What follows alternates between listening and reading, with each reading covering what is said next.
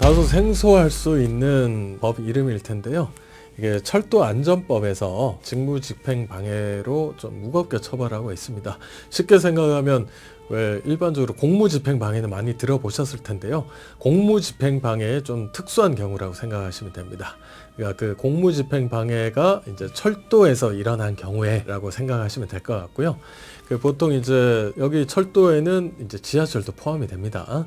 그 지하철 이제 역무원도 계실 거고 거기서 안전관리하시는 분들도 계시고 한데 그분들이 지하철 내 질서 유지라든가 등등의 그 정당한 직무 행위를 하고 계시는데 그 행위에 대해서 뭐 물리력을 행사하든가 하는 경우에 성립이 되는 거고요. 그 성립 요건은 거의 뭐 공무집행방해랑 비슷합니다. 보통 폭행이 수반되는 경우가 일반적이고요. 제가 직접 했던 사례 중에 최근의 사례를 생각해 보면 이런 경우가 있겠죠. 지금 아직도 코로나 상황이 심각하다 보니까 가끔 이제 술 많이 드신 분들이 지하철 내에 탑승해서 마스크를 안 끼는 경우가 많아요. 그래서 뭐 지하철 종사자 분이 와가지고 마스크 좀 착용해 주십시오. 이러면은 뭐 어떻게 뭐 과태료를 내실 수도 있고 이런 안내를 하지 않습니까? 그러면 보통 이제 정상적인 상황에서는 그 말 듣고 아우 죄송합니다 하고 이렇게 착용을 하고 뭐 아무 일도 생기지 않을 텐데요. 술 많이 마신 상태고 근데 누가 자기한테 다가와가지고 뭐 마스크를 껴라 마라 뭐 이런 얘기하고 그러면 순간적으로 막 짜증이 나거든요. 그래서 뭐 왜 내가 뭐 이러고 하면서 옥신각신 하게 되겠죠. 그 와중에서 뭐 이렇게 몸 실랑이를 하면서 한번 밀쳐낸다라든가 그런 경우에 밀쳐내는 행위도 폭행이기 때문에요.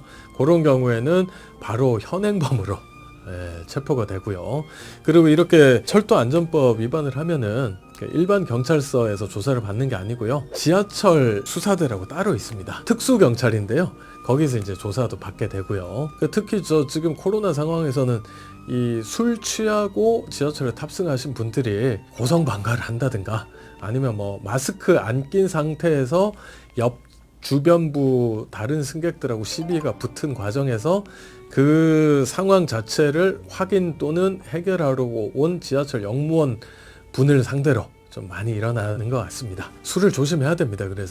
그리고 이게 공무집행방해의 약간 특별한 경우라고 말씀을 드렸는데 공무집행방해도 뭐 초범이라고 하더라도 보통은 거의 뭐 벌금형 약식명령 받는 경우는 굉장히 드물고요.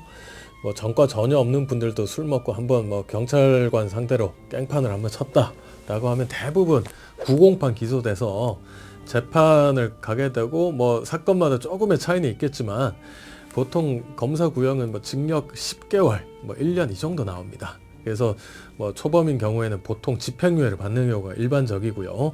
근데 이게 철도안전법 같은 경우는 공무집행방해보다 처벌이 조금 더 세서 5년 이하 징역 또는 5천만 원 이하 벌금입니다. 공무집행방해에 비하면 처벌 수위가 많이 높은 편인데요. 요거는 이제 법이 제정된 취지를 생각해 보면 이해가 될 텐데요. 철도안전법은 어쨌든 지하철을 생각해 보면 승객이 우리 말고도 많잖아요.